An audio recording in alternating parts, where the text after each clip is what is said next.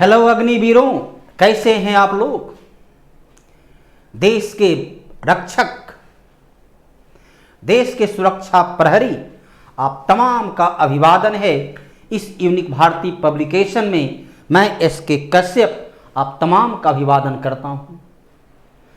और पब्लिकेशन के द्वारा आपको कुछ बुक उपलब्ध कराया गया है। मार्केट में बुक आसानी से उपलब्ध है। उस बुक का जो उद्देश्य है वह जन कल्याण पर आधारित है कि आप तमाम बेरोजगार युवक, जो ही बेरोजगार कह नहीं सकते, अभी तो आप लोग युवावस्था के दहलीज पर कदम रखे हैं और वहीं से आप आत्मनिर्भर स्वावलंबी बन सकें, राष्ट्र के निर्माण में अपना योगदान दे सकें।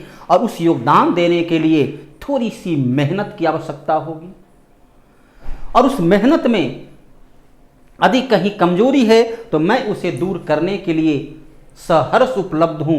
आपकी सेवा के लिए मैं सदैव तत्पर हूं ताकि बेहतर रिजल्ट आप दे सकें, क्योंकि आपकी सफलता में हमारी सफलता निर्भर है। आप देश के नवयुवक राष्ट्र की सुरक्षा करेंगे तब हम लोग यहाँ अपनी शांति के साथ अपने कार्य का संपादन कर पाएंगे। तो विद्यार्थीगण, उस प्रश्न को देखें जिसकी तैयारी हेतु आप आए हैं, लेकिन उसका लाभ आप तभी उठा पाएंगे बेहतर तरीके से यदि इसका सेट को आप पहले बना चुके होते हैं। तब उस सेट बनाने के बाद जब उसका एक बार प्रैक्टिस करने के पश्चात जब आप एक्सप्लेनेशन क्लास में आते हैं, उसका एक्सप्लेनेशन को देखते हैं, उसकी व्याख्या को देखते हैं, तब आप अधिक लाभान्वित होते हैं। लेकिन यदि आप बिना सेट बनाए आप डिस्कशन क्लास में आते हैं तो लाभ से आप उतना लाभ नहीं प्राप्त कर पाते हैं जितना कि आप सेट बनाने के बाद। इसलिए हर हाल में प्रयास कीजिए कि बुक को खरीद करके सेट बनाइए और बेहतर रिजल्ट को दीजिए। क्वेश्चन पहला है, महाराष्ट्र में गोवर्धन पारिस्थितिकी गांव की स्थापना किस संगठन ने किया।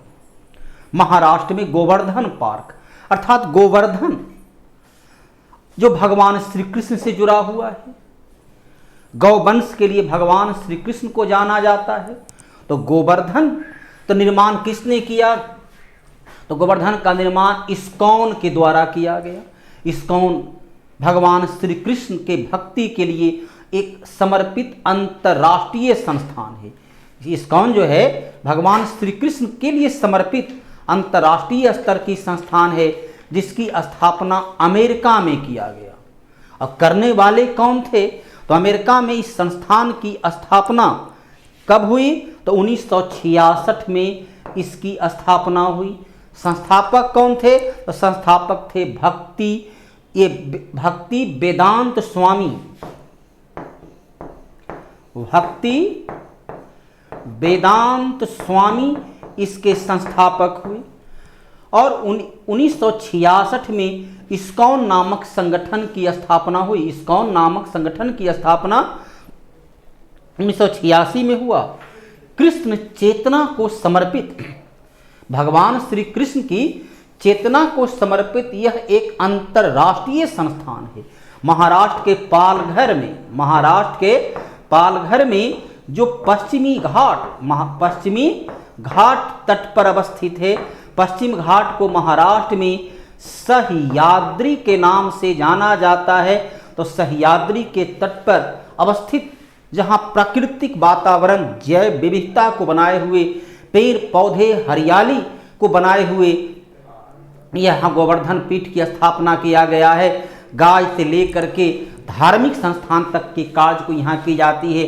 RSS राष्ट्रीय स्वयंसेवक संघ 1925 में इसकी स्थापना महाराष्ट्र के नागपुर में हेडगेवार के नामक एक व्यक्ति थे, हेडगेवार के द्वारा इसकी स्थापना किया गया।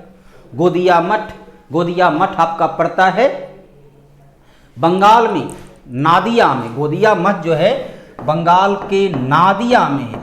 इस्कॉन का मुख्यालय इसी गोदिया मठ नादिया में है। इसी नादिया में इस्कॉन का मुख्यालय बनाया गया है।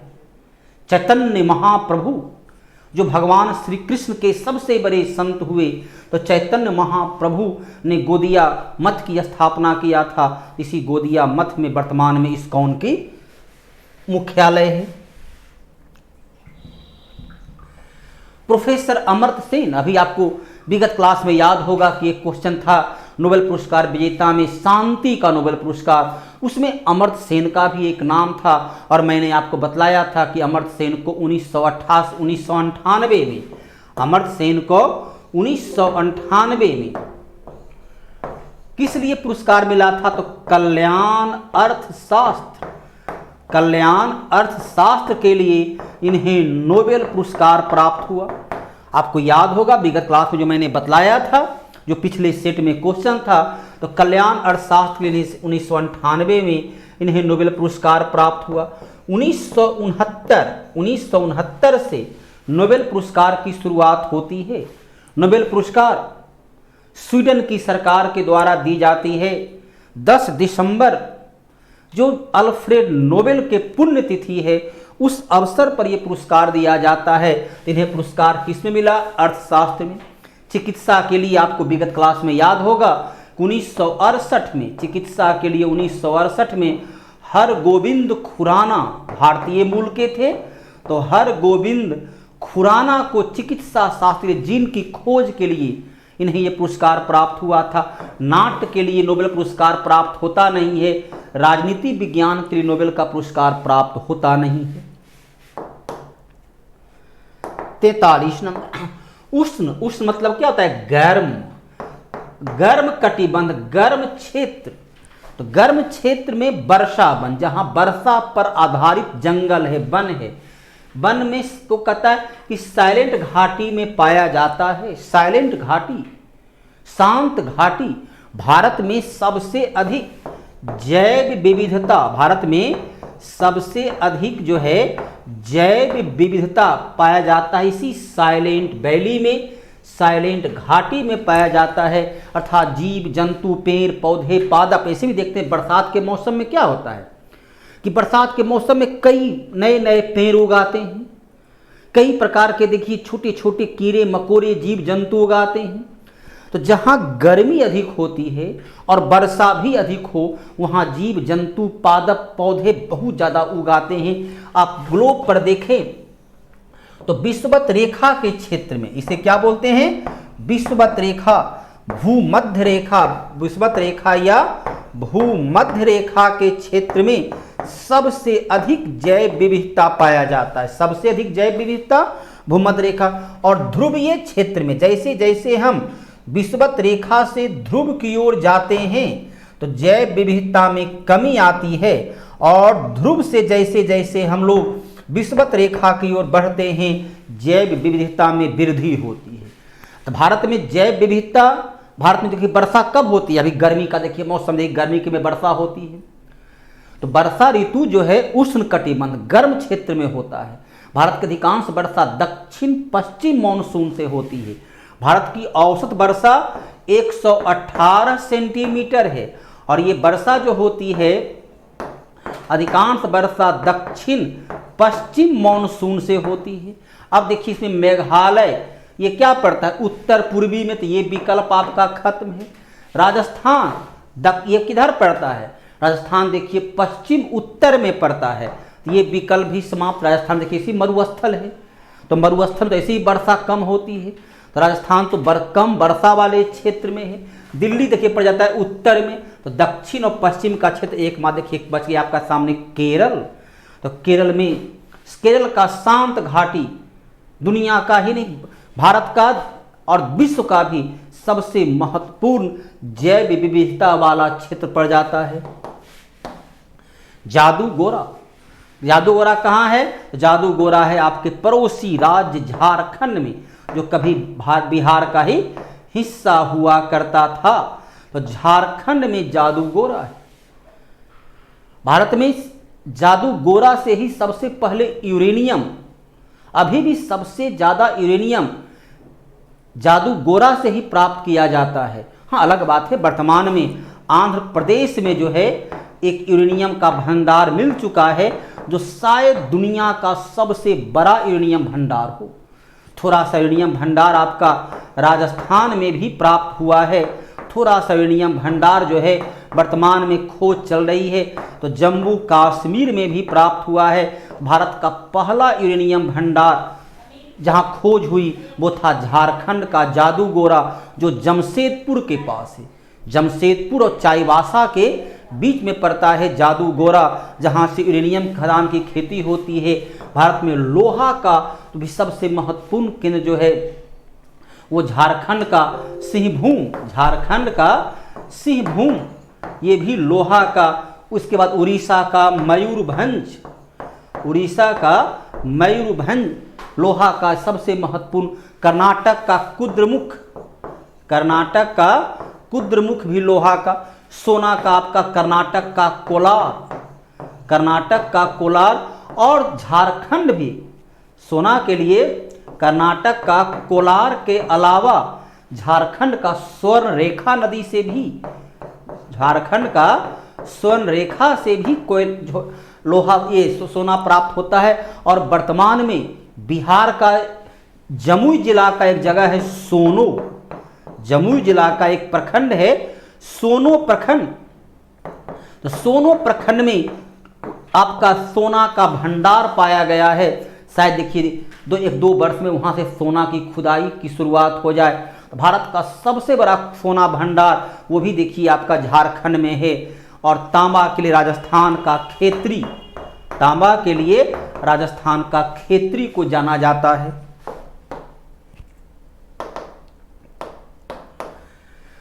सानिया मिर्जा, विगत क्लास में आपको याद होगा कि मैंने बताया था कि सानिया मिर्जा लॉन टेनिस की भारत की पहली महिला खिलाड़ी है जो ग्रैंड स्लैम प्रतियोगिता जीती। ग्रैंड स्लैम प्रतियोगिता में कौन कौन आता है? तो ग्रैंड स्लैम प्रतियोगिता में देखिए सबसे पहला होता है ऑस्ट्रेलियाई ओपन, उसके बाद दूसरा होता है फ्रेंच ओपन, तीसरा होता है विंबलडन जो अभी चल रहा है, और चौथा जो होता है वो होता है अमेरिकी ओपन। ये चारों प्रतियोगिता को बोलते हैं ग्रैंड स्लैम प्रतियोगिता। इस प्रतियोगिता को जीतने वाली एकमात्र भारतीय महिला वो है सानिया मिर्जा, जो अभी टेनिस से संन्यास ले चुकी है। बैडमिंटन में पीवी संधू लगातार 2 ओलंपिक में 2 पदक प्राप्त करने वाली ये भारत की पहली महिला है। भारत की पहली महिला जो 2 ओलंपिक में, विगत बार भी ऐसा क्वेश्चन था, मैंने उसके बारे में बतलाया था।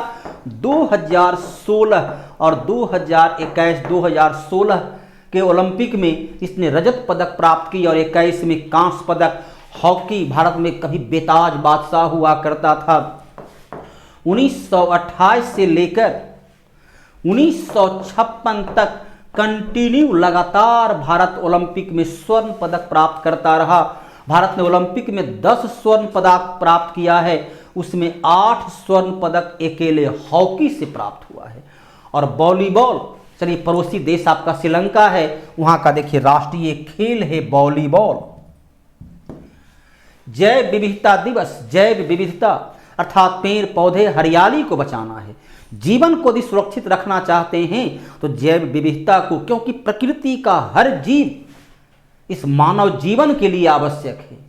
हर जीव जंतु प्रकृति के लिए आवश्यक है, चाहे वो हिंसक जीव जंतु हो या शाकाहारी घास खाने वाला जीव जंतु हो। तो जैव विविधता सबसे अधिक पाया जाता है विषुवत रेखा में, विषुवत रेखीय प्रदेश में। भारत में पश्चिमी घाट और पश्चिमी घाट का केरला का साइलेंट वैली में सबसे अधिक जैव विविधता पाया जाता है। जैव विविधता ज़्यादा वहाँ होती है जहाँ वर्षा अधिक हो और गर्मी भी अधिक हो। यूँ तो अंतर्राष्ट्रीय स्तर पर जैव विविधता जो है 22 मई को जैव विविधता दिवस के रूप में मनाते हैं, लेकिन विश्व के कुछ देश ऐसे हैं, विश्व का जो है कुछ देश ऐसा है जहां 29 दिसंबर को जैव विविधता मनाया जाता है। तो विश्व के कुछ देश में, कुछ सभी देश में नहीं, कुछ देश में 29 दिसंबर को, जबकि संयुक्त राष्ट्र संघ के द्वारा 22 मई को जैव विविधता दिवस के रूप में मनाया जाता है। उसके अलावा 27 जून को मधुमेह अर्थात डायबिटीज, मधुमेह सुरक्षा दिवस, डायबिटीज से हम लोग सुरक्षित रह सकें इसके लिए मधुमेह सुरक्षा दिवस मनाते हैं।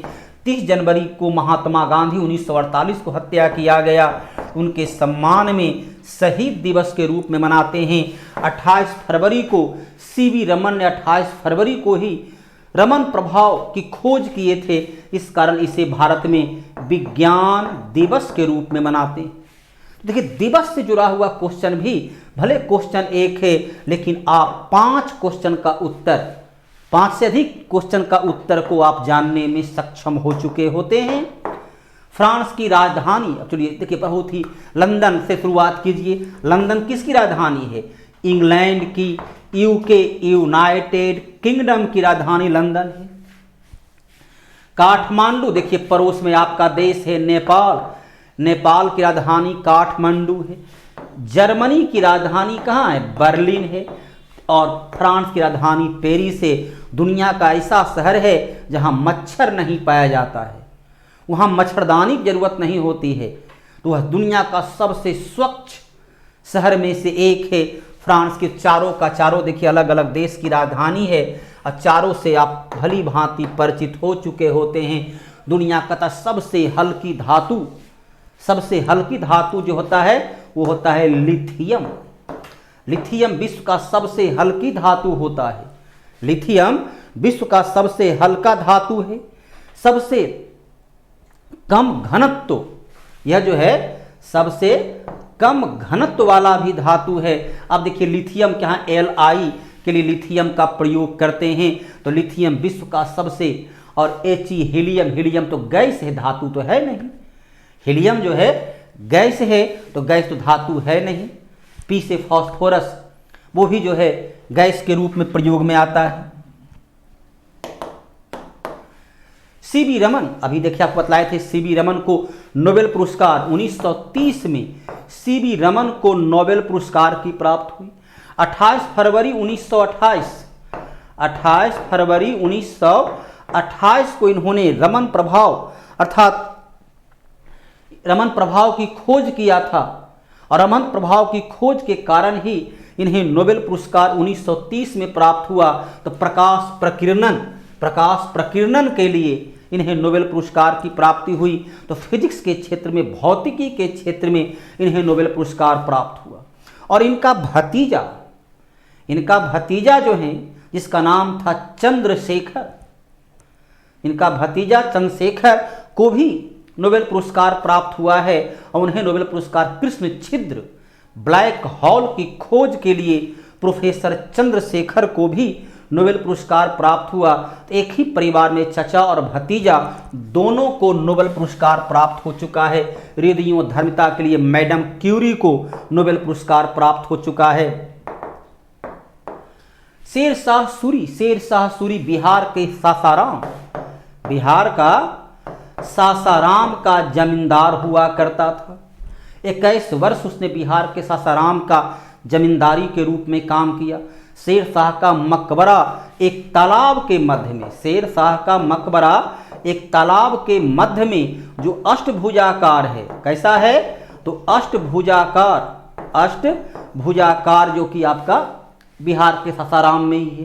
ताजमहल के बाद ये दूसरा सबसे खूबसूरत मकबरा है शेरशाह का मकबरा।